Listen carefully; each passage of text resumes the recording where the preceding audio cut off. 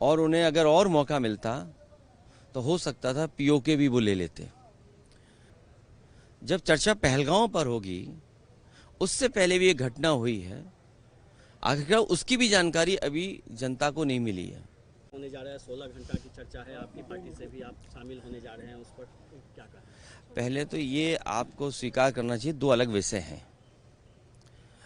सिंदूर operation में फौज के साहस का, फौज की बहादुरी का, फौज के पराक्रम का उनको हम बधाई देते हैं कि जिन परिस्थितियों में उन्होंने मुकाबला किया, और उन्हें अगर और मौका मिलता तो हो सकता था पीओके भी वो ले लेते। जहां तक पहलगांव का सवाल है, जब चर्चा पहलगांव पर होगी, उससे पहले भी एक घटना हुई है, आखिरकार उसकी भी जानकारी अभी जनता को नहीं मिली है। और आप तो जागरूक लोग हैं, पहलगांव में क्या हुआ और उससे पहले जो हमारे जवान शहीद हुए थे, उसकी भी जानकारी और सच्चाई अभी तक नहीं मिली है।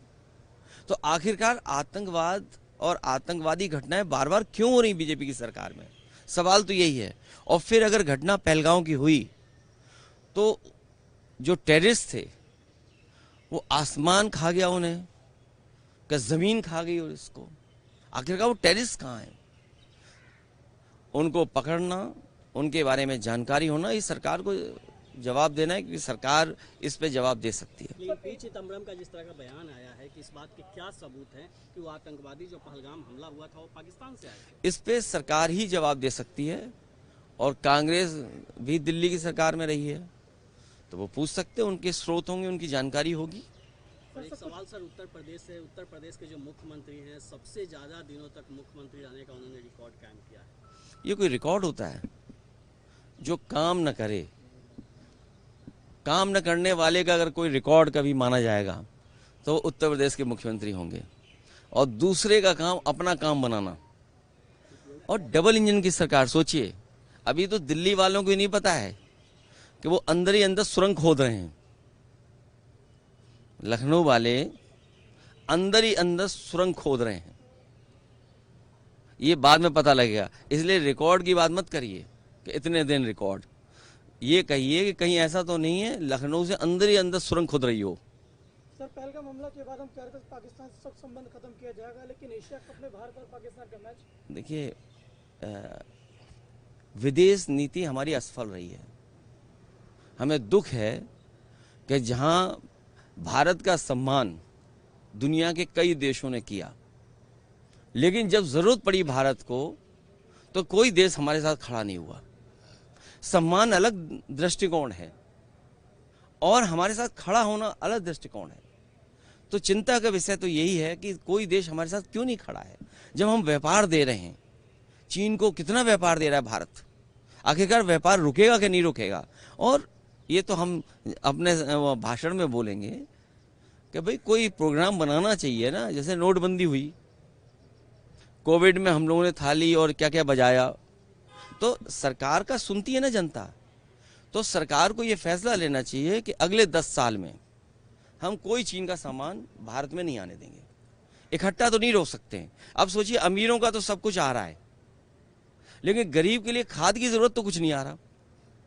तो 10 साल में ये कार्यक्रम भारत सरकार को बनाना चाहिए, जैसे हम सब लोगों ने समर्थन दिया था भारत सरकार का। तो ये सरकार भारत की एक कार्यक्रम बनाए कि अगले 10 साल में हम लोग स्वदेशी अपनाएंगे और चीन का कोई सामान नहीं लेंगे। ये जो चर्चा हो रही है, ये वोट के लिए भारतीय जनता पार्टी करती है। पाकिस्तान से ज़्यादा इसलिए करते हैं क्योंकि उसे वोट भी चाहिए, लेकिन असली खतरा चीन से है। ये आप जितने लोग खड़े हो जागरूक लोग, दिल्ली वालों, सब जानते हो खतरा चीन से है। पाकिस्तान से तो है ही, लेकिन पाकिस्तान से ज़्यादा हमें चीन से खतरा है। इसलिए भारत सरकार एक कार्यक्रम बनाए, 10 साल में कोई भी चीन का सामान हम लोग नहीं लेंगे। पाकिस्तान के साथ आखिरी सवाल सर, कि आरएसएस प्रमुख ने कहा है कि देश का नाम ट्रांसलेट नहीं होना चाहिए, भारत का भारत में रहना चाहिए। नहीं, हिंदुस्तान भी अच्छा नाम है, हिंदुस्तान बहुत अच्छा नाम है, हिंदुस्तान के नाम में कोई कमी नहीं है। और भारत भी होना चाहिए, इंडिया भी होना चाहिए। इंडिया के साथ कौन था? हम लोग तो भारत के साथ थे, हिंदुस्तान के साथ थे। इंडिया के साथ कौन था? ये जो कहते हैं ना नवाजवादी, सुना होगा आपने, कभी कभी हमारे लिए नवाजवादी कहते हैं, दिल्ली में भी कहा, यहाँ एक कोई सांसद है हमारे नवाजवादी कह रहे हैं।